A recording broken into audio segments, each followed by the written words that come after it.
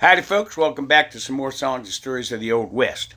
Well, during all that time that the white folk were spreading across the West, the Indians kept reminding them that they, the Indians, was here first, and they didn't take lightly to the idea that the newcomers were building houses and putting up fences for ranches and farms and digging out of the ground, gold and stuff out of the ground, and building railroads right through the place that they believed the Great Spirit done give them many years before.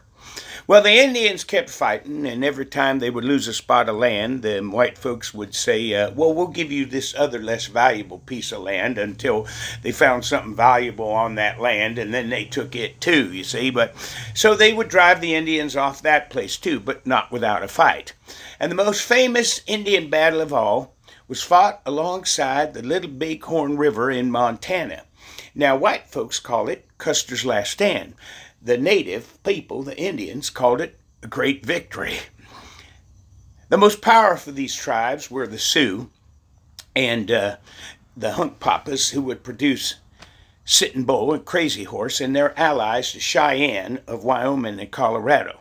Well, for 25 years, from 1886 to 1891, the U.S. Army fought a continuous war against these tribes at considerable cost of lives and money and property.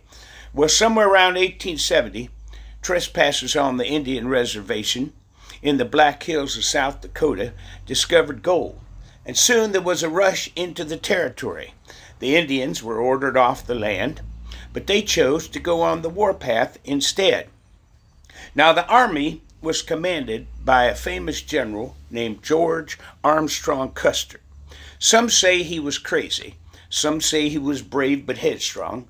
Others say he was preparing a run for the presidency. Well, anyway, in the summer of 1876, he led his army through the Black Hills against specific orders not to attack, you see. Well, he ignored warnings that some 3,000 Indians awaited his attack, and he split his forces in two, no one knows why, and he sent 250 soldiers on a frontal assault, ignoring warnings about all them Indians, as I mentioned. Well, led by Crazy Horse and Sitting Bull, the Indians destroyed Custer's force to the last soldier, letting only a half-breed scout to escape the Battle of the Little Bighorn on June 25th, 1876. And, well, I'm running out of time here, so I'm going to tell you the rest of the story when I get back, all right? Yeah, stick around. Come back for the next part.